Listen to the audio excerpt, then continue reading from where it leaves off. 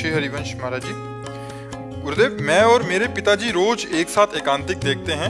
मेरे पिताजी का प्रश्न रहता है कि महाराज जी बचपन से बाबा जी रहे हैं, इन्हें घर गृहस्थी का इतना ज्ञान कैसे है? आपसे ज्ञान है। जो भजन करता है बहुत बुद्धिमान होता है। संसार के भोगों को छोड़ करके जो भजन में लगता है बहुत बुद्धिमान होता है। आप एक शब्द बोलोगे हम तुरंत पकड़ लेंगे उसे, और उस शब्द को हम ऐसे नहीं, उसमें घुस के उसका पूरा राज जानेंगे। साधु महात्माओं की बुद्धि ऐसे मत समझो कि छोटी बुद्धि होती है। आप जरा सा बोले हम तुम्हारी पूरी हिस्ट्री समझ गए कि तुम क्या हो। जरा सी बात की तो समझ में आ गया तुम्हारा अध्यात्म कितना है, तुम्हारा परमार्थ कितना, तुम भ्रष्ट कितने हो, तुम कैसे चलते हो। तो जो गृहस्थी लोग तो मिल रहे हैं, हमसे मिल तो गृहस्थी लोग रहे ना, तो जब तुम अपनी बातें कर रहे हो तो गृहस्थी की तो कर रहे हो, तो सब जानकारी हमको क्यों नहीं हो जाएगी। हर बात का पता आपसे चल रहा है हमें। अब हमको हर बैच में तो आप ही से बात करनी है ना। हमारी पत्नी जो है हमारे साथ धोखा दे रही है, हमारा पति हमारे साथ धोखा पकड़ रहे हैं ना सब पूरी बातें। तो अब यही बातें जब हम आपको बोले इनको कैसे पता चला क्योंकि आपसे पता चला।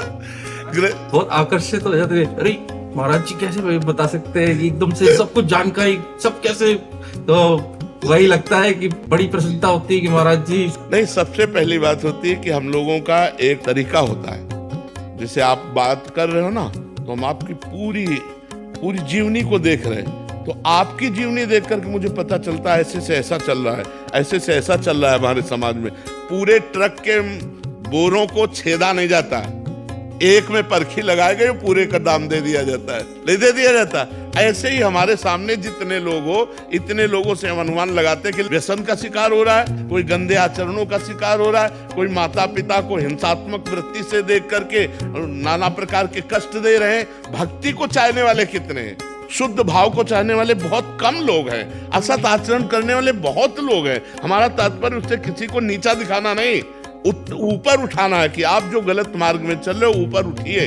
तो ऐसे जो हमको संसार का ज्ञान है, हम बताएं गंगा किनारे से जब आए थे हम, तो हमको बिल्कुल कुछ संसार का ज्ञान नहीं था। आप लोगों से संसार का ज्ञान हुआ। जो हमारा 20-25 वर्ष गंगा किनारे कटा, वो एकदम एकांत, ना हमें पता था बॉयफ्रेंड, ना गर्लफ्रेंड, ना संसार, ना मोबाइल का भी रखा, और ना आज भी मोबाइल रखते। हमें संसार का पता आपसे चलता है कि क्या हो रहा है। महाराज जी आज वहां ऐसे से ऐसे घटना घटी, अब हम पूरी घटना को दृश्य रूप में लाते हैं। ऐसा हो रहा तो हमारा समाज इस कोटि से जा रहा है। उसी बात को हम आपको समझाते हैं कि देखो आज हमारा समाज इस तरफ जा रहा है, हमारे समाज को ठीक होना चाहिए। अच्छा आप बताओ, क्या ये नहीं हो रहा है? अधिक मात्रा में बढ़ता चला जा रहा है, और ये इतना गंदा माहौल बनता चला जा रहा है कि पत्नी को अपने बॉयफ्रेंड से मिलने के लिए जो बाधाएं हैं कोई साफ कर दो। अपने गर्लफ्रेंड से मिलने के लिए अपनी पत्नी बाधा बढ़ रही, उसको ये क्या हो रहा है? समाचार सुन करके देखो कि क्या हो रहा है देश में। पूरे भारत के अगर समाचार को सुनो, ऐसा क्यों हो रहा है? क्योंकि अध्यात्म नहीं है जीवन में, धर्म नहीं जीवन में, तो ये बढ़ता ही चला जाएगा। अगर आप इसे नहीं रोकोगे तो बढ़ता ही चला जाएगा। इसे रोकना होगा। माता पिता अपने बच्चों को समझाएं, टीचर अपने बच्चों को आध्यात्मिक शिक्षा दें, जिससे उनके अंदर ये गलत जो धारणाएं बन रही। अब जितना एक गृहस्थ आदमी 50 वर्ष का पहले जानता था, उतना 15 वर्ष का बच्चा आपको बता देगा पूरा सब जानकारी, क्योंकि वो मोबाइल है ना। 10-12 वर्ष के बच्चे ही बच्चे होते थे। जब वो 12 वर्ष का बच्चा बोला ना मेरे गर्लफ्रेंड है, तो हम कहा कै साल के हो? बोले 12 के। तो उनका गजब हो गया।